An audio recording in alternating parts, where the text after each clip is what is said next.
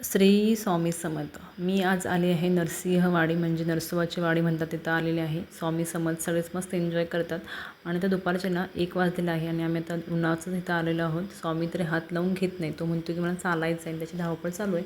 एकतर गुरुवार आहे, त्यामुळे आज मंदिरामध्ये खूप गर्दी आहे. तुम्ही पाहू शकता किती गर्दी आहे. त्यानंतर मी ओटीचं सामान घेतलं आणि दर्शनासाठी आम्ही गेलो.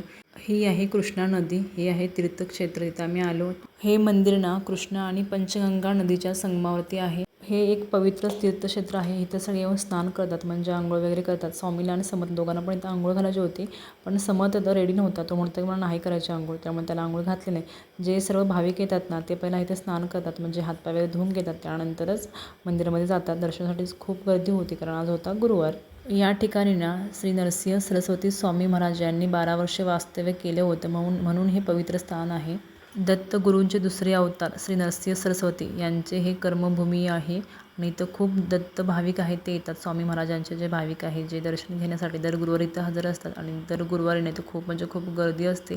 4 वर्षापूर्वी ना मी इथे या मंदिरमध्ये आले होते. जेव्हा माझा समर्थ पण नव्हता, तेव्हा मी इथं आलेले. आता मी स्वामी समर्थ दोघांनाही घेऊन आलेले. जेव्हा मी इथं आलेली ना, तेव्हा आम्ही दोघंच होतो आणि आता आम्ही आलो तर चौघं आहोत. या महाराजांनी ना मला खरंच खूप छान असा आशीर्वाद दिला आणि त्यामुळे माझा संपूर्ण कुटुंब ना खूप हॅप्पी आहे आणि आमचं कंप्लीट फॅमिली झालेली आहे. खरंच खूप खूप खूप आभारी आहे मी स्वामी महाराजांची. खरं त्यांच्यामुळे आज हा माझा दिवस आहे.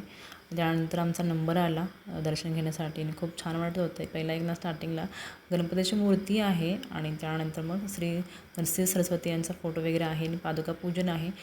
तिथे फोटो वगैरे काही काढायला अलाउड नव्हतं, तरी असंच मी तुमच्यासाठी खास चोरून असा व्हिडिओ काढला. ते बघा, तुम्ही दर्शन घेऊ शकता.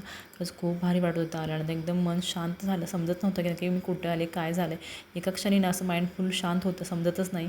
पण काय करणार, ते जास्त थांबायला देत नाही. तरी आम्हाला एक 5 मिनिटं तरी भेटली ते दर्शन घेण्यासाठी, त्यामुळे खूप छान वाटलं. स्वामी समर्थ दोघांना आपण एकदम नमस्कार करायला लावला आणि खूप म्हणजे खूप मस्त वाटलं. इथं असं वाटतं की स्वामी महाराज माझ्यासमोर बसलेले आहे. ह्या ज्या ताई आहेत ना, ह्या इथे ग्रंथ पारायण करतात, म्हणजे हे ताई आहेत, हे तारक मंत्राचं तीर्थाचं पारायण करतात आणि हे जे भाविक आहेत ज्यांच्या काही इच्छा असतात ते करतात. इथे ना कंदी पेढी भेटतात आणि खूप छान असा वास उठला होता. चला म्हटलं आपण मग पेढे घेऊया. पेढे घेतले. त्यानंतर आमची चालली होती खरेदी. समजलं आमचं घ्यायचं होतं ट्रॅक्टर, त्यासाठी आम्ही एवढे सगळे डिस्कशन करत होते कोणत्या कंपनीचं ट्रॅक्टर घ्यायचं, पण ते आम्ही ट्रॅक्टर घेतलंच नाही. त्यानंतर ना आम्ही आलो होते श्री विठ्ठल बिरोबा देवस्थान आहे पट्टणकडोलीमध्ये, इथेही आलो. इथं आल्यानंतर ना खूप म्हणजे खूप पाऊस आला.